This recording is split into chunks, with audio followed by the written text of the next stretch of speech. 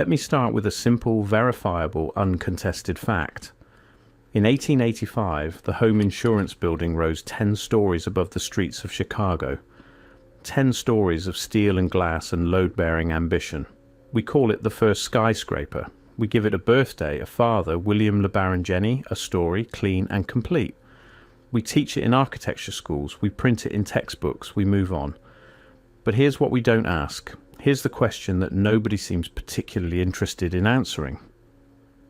How did they actually do it? Not the theory, not the blueprints, not the proud newspaper announcements, but the how, the logistics, the supply chains, the material science, the labour mathematics, the coordination of a workforce operating in an era of horse-drawn carts, hand-mixed mortar and, in many places, no reliable electricity whatsoever.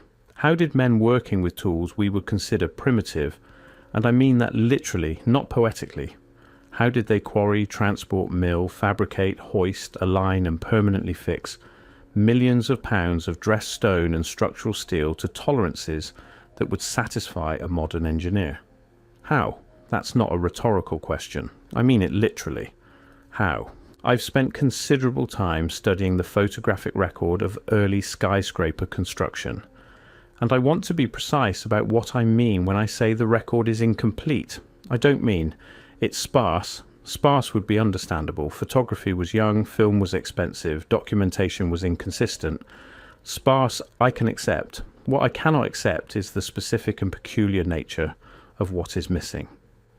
We have photographs of finished buildings, thousands of them. Gorgeous, detailed, high-resolution images for the era of facades, lobbies, ornamental ironwork of breathtaking complexity. We have portraits of the architects, the financiers, the politicians who attended ribbon-cutting ceremonies. We have newspaper coverage, speeches, dedications. What we do not have in the quantity or detail that the scale of these projects demands is comprehensive documentation of the construction process itself. The deeper you look, the stranger the contrast becomes. We're taught to think of this as progress, the heroic march of industrial civilization pulling itself up by its own bootstraps. And maybe it was. But progress usually leaves a trail.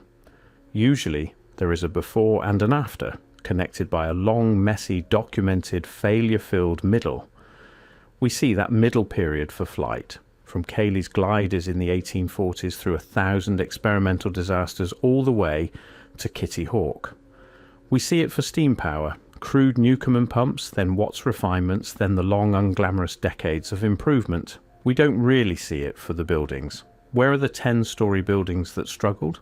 Where are the 12-story buildings that partially collapsed, that required emergency retrofitting, that stand as monuments to learning curves and trial and error? The pattern repeats with unsettling precision.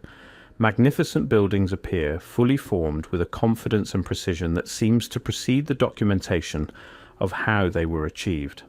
Let me take you to New York, 1902, the Flatiron Building, 22 stories. A steel skeleton wrapped in limestone and terracotta, tapering to an impossibly delicate point where Broadway meets Fifth Avenue at 23rd Street. Stand beneath it and tilt your head back. What you feel is not just admiration. It's a faint, creeping disorientation. Because something in your gut, the part that understands weight and gravity and the limitations of human effort, that part says, this should not be here. Now come with me to a different continent entirely. Melbourne, Australia. 1888. The Rialto Building, 8 stories. A confection of Gothic revival stonework that would look entirely at home on a medieval European cathedral, except it was constructed in a city that had been a colonial settlement for barely 50 years. 50 years, think about what that means. The people who built Melbourne's first permanent European structure were still alive. And now this, São Paulo, Brazil, late 1800s. Ornate neoclassical buildings with European flourishes appearing in a city that, by all colonial accounts, was still establishing basic infrastructure. Cairo, Buenos Aires, Shanghai, Bombay. The pattern repeats with unsettling precision, not in one place, not in two, but across the world, simultaneously. In cities with vastly different resources, labour pools, climates and levels of industrialisation, all producing, within roughly the same narrow historical window, buildings of extraordinary scale and ornamental complexity. And that's where the coordination problem becomes impossible to ignore. I want to dwell on the labour question for a moment, because this is where the official explanation starts to buckle. The Biltmore Estate in Asheville, North Carolina, construction began 1889. The main house alone contains 178,926 square feet, 35 bedrooms, 43 bathrooms, a banquet hall whose oak-beamed ceiling soars 70 feet. The stone used for its construction, Indiana limestone, was quarried in a different state, transported by rail to a dedicated spur line that had to be constructed specifically for this project, and then carved by artisans into thousands of individual decorative elements, each unique, each requiring skilled hands and precise eyes. They did this in 6 years with no power tools, no cranes in the modern sense, no computer-aided design, no laser levels, no prefabrication facilities. Contemporary accounts describe the workforce as numbering around 1,000 men. At peak, 1,000 men, for a building whose total decorative stonework, if laid end to end, would stretch for miles. I'm not saying it's impossible. I'm asking you to sit with the math and feel what it produces, because what it produces, in me, is a question I cannot answer. Where did the expertise come from? A stonemason capable of producing that quality of work takes years, sometimes a decade, to develop his skills. You cannot conjure 1,000 of them on demand for a single project in rural North Carolina and then simply disperse them when it's done. Expertise propagates through lineages, schools, guilds, apprenticeships. You need the infrastructure of a tradition. What was that tradition? Where is its paper trail? If you've spent any time in alternative history spaces, and if you're watching this, you probably have, you've encountered the name Tartaria, or Tartary. A vast territory appearing on maps as late as the early 1800s, spanning from Eastern Europe to the Pacific, labelled simply as Great Tartary or Chinese Tartary or Independent Tartary. On official maps, produced by official cartographers, published by official governments, and then gradually, not all at once but steadily, the name fades from cartography. The territory gets subdivided, renamed, absorbed. By the mid-1800s, it has largely ceased to appear as a distinct political entity. Now, I want to be careful here.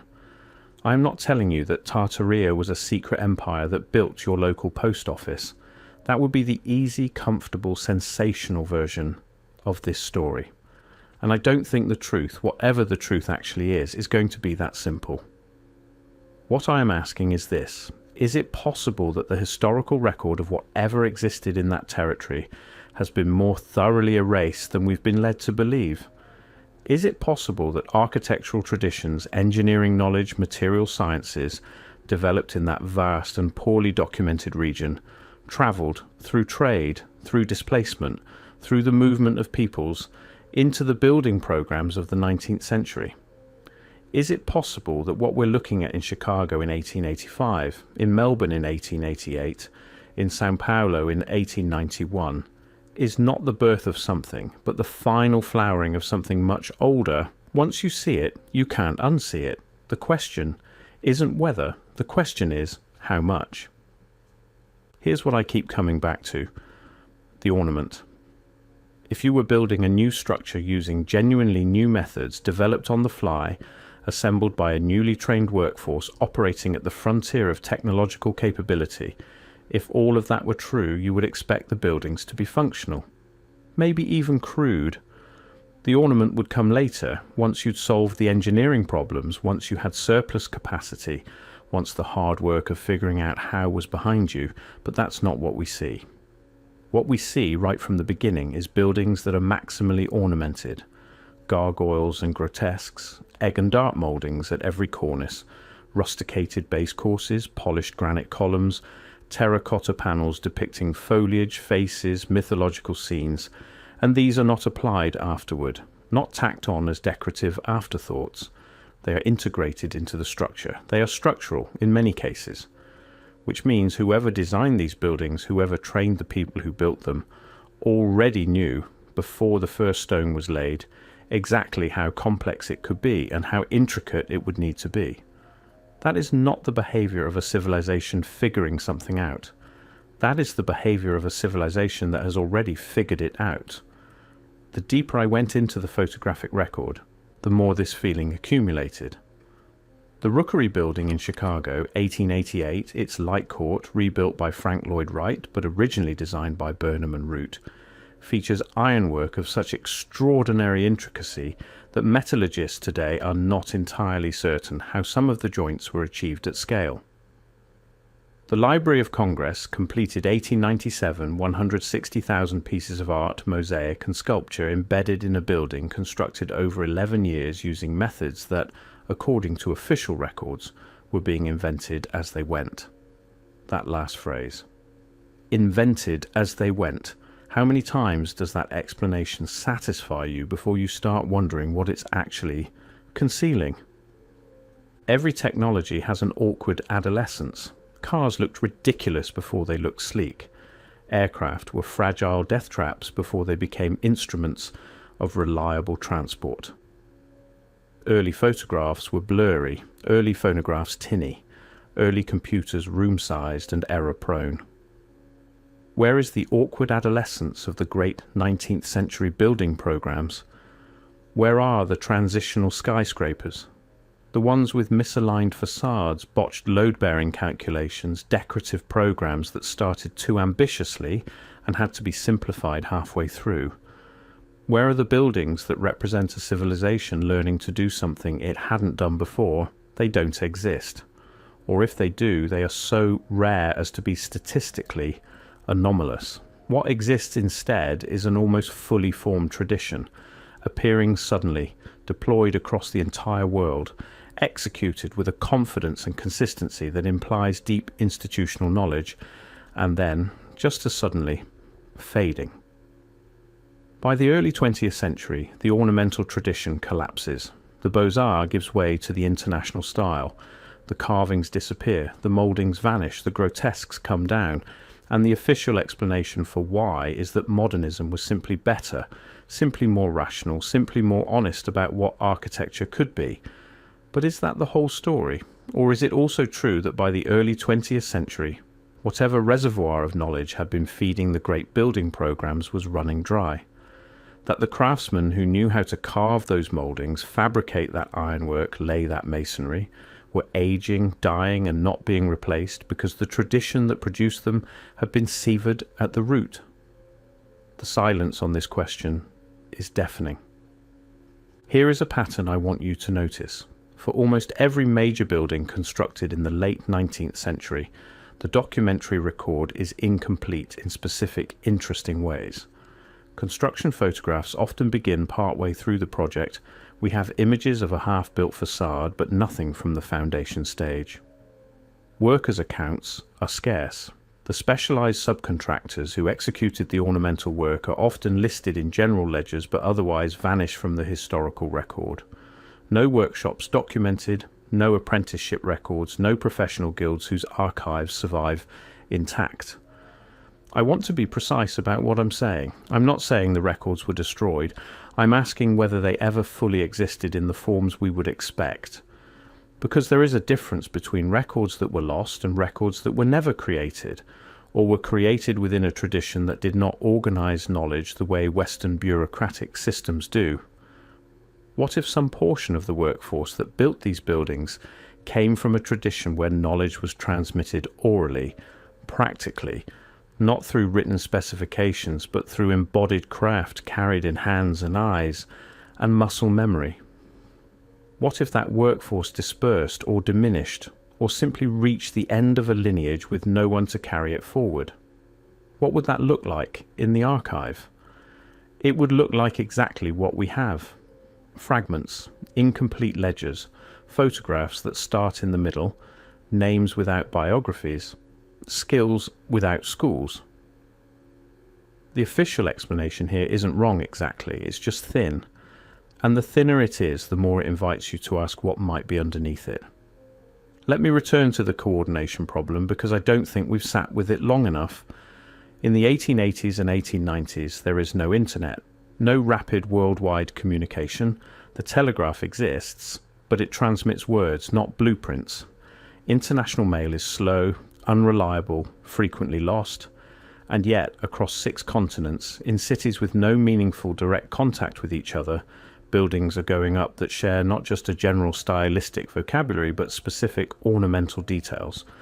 The same proportional systems, the same constructional sequences, the same integration of structure and decoration, in ways that imply access to a common source.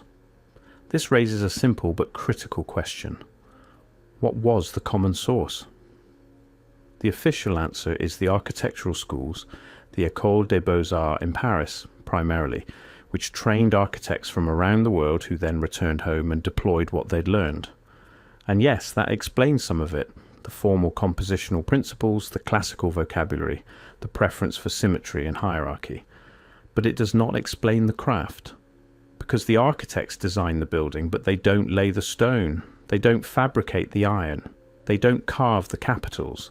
For that you need craftsmen, and craftsmen are not trained in architecture school. They are trained in workshops, in guilds, in apprenticeships that span decades. And those networks for the ornamental craft traditions of the late 19th century are spectacularly poorly documented everywhere at once. Not in Paris, not in Chicago, not in Melbourne, not in Buenos Aires. Everywhere, simultaneously, the record of where these people came from and how they knew what they knew is thin, fragmentary, and oddly consistent in its thinness. The pattern repeats with unsettling precision. I want to ask a different kind of question now, not about the buildings themselves, but about the process of forgetting. Collective amnesia, when it occurs, is rarely total. Usually there are holdouts, institutions that remember, communities that preserve, individuals who write things down that shouldn't have been written down. And sometimes those holdouts leave traces. In folklore, in regional building traditions, in the persistence of certain techniques in isolated communities, long after those techniques had ostensibly been forgotten everywhere else. What you find when you look for these traces is that they exist. In scattered pockets across Central Asia, in communities along old Silk Road corridors, in isolated mountain regions of Eastern Europe, and the Caucasus, there are masonry and decorative traditions whose relationship to the formal architectural programs of the 19th century West is, let me choose this word carefully, unexplained, not disproven, not impossible, just unexplained. Is that a connection? I don't know. Is it a coincidence? Possibly. But once you see it, the coincidences start to cluster in uncomfortable ways. And the official explanation, which essentially requires you to believe that the same styles, the same techniques, the same formal solutions emerged independently in a dozen different places within the same narrow historical window, that explanation starts to feel less like scholarship and more like a story someone decided we needed to believe. The evidence suggests something much larger than what we've been told. I don't have a clean conclusion for you. I want to be honest about that. What I have is a pattern of capability appearing faster than it should, of records being absent where they should be abundant, of coordination occurring where coordination should have been impossible, of a tradition flourishing and then collapsing within a single century without adequate explanation for either its rise or its fall. What I have is the question of Tartaria, not as a simple empire with a capital and a flag, but as a placeholder for something we haven't properly named yet. A repository of knowledge, perhaps, a network of craft traditions, a civilization, or a confluence of civilizations whose relationship to the built world of the 19th century has been at minimum inadequately investigated, and at maximum, I don't know. And I think that's honest. What I keep returning to in the end is the buildings themselves, the ones you walk past every day in any city with a 19th century core, the ones whose facades you've stopped seeing because familiarity has made them invisible, Look at them again. Look at what it would take to build them. Look at what it would take to know how to build them. And then ask yourself, does the story we've been given, the heroic march of industrial progress, the self-taught artisans, the newly invented techniques, does that story actually account for what you're looking at? Or does it merely describe it, the way you can describe a magic trick without explaining how it works?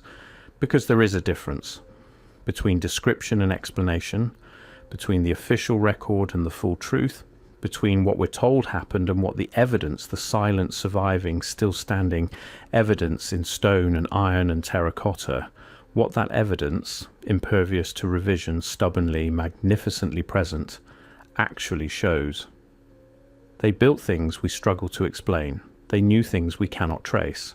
And then somehow that knowledge was gone, not transferred, not evolved, not superseded, gone. And nobody, not the historians, not the archivists, not the architectural scholars in their well-funded universities, nobody seems particularly troubled by that. Maybe they should be. Maybe we all should be.